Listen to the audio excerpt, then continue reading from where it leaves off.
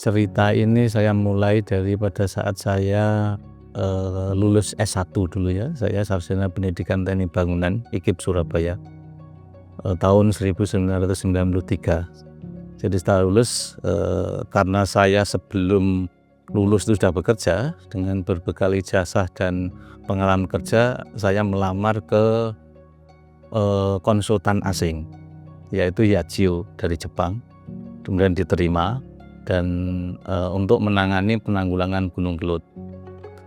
Setelah bekerja 3 bulan, ternyata ada datang surat dari IKIP Surabaya bahwa saya harus mengurus SK pengangkatan sebagai CPNS. Kebetulan saya itu adalah penerima beasiswa ikatan dinas.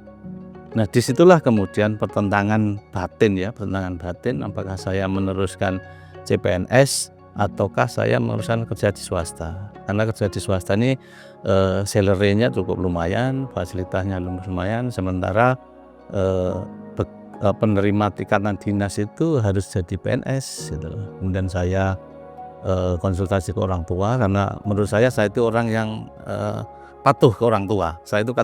Menurut saya kategori patuh orang tua, sehingga saya pulang, saya minta masukan dari bapak saya, ibu saya, saudara-saudara saya, kemudian semua memutuskan sudahlah ikut yang CPNS saja. Jadi akhirnya saya memutuskan untuk ikut CPNS. Oke, karena sudah seperti itu, ya akhirnya saya menjadi pegawai negeri di UNESA dengan meninggalkan salary saya yang besar di swasta tadi. Akhirnya saya tekuni karena tadi saya selalu orang yang berkomitmen. Jadi saya menjadi dosen dengan gaji seperti itu, ya tetap kami menerima. Akhirnya dari situlah kemudian komitmen saya untuk bekerja seperti tadi, itu ajaran bapak saya untuk kita tetap berkomitmen, bekerja keras, bekerja ikhlas, bekerja tuntas gitu. Dan bapak saya biasanya kalau saya pulang itu waktu masih S2 itu, walaupun SR tapi sering lihat TV, jadi dosen itu harus S3 loh, kapan S3?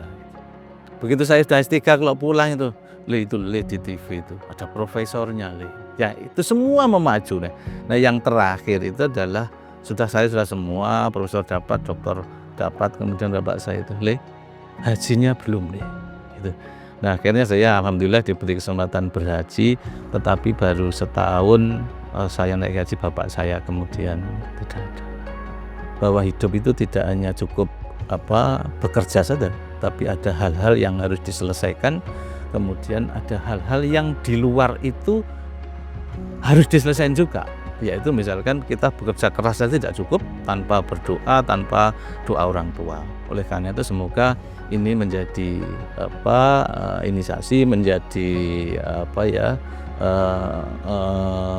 rangsangan bagi yang mendengar ini, sehingga kebaikan-kebaikan ini bisa menular ke semua orang.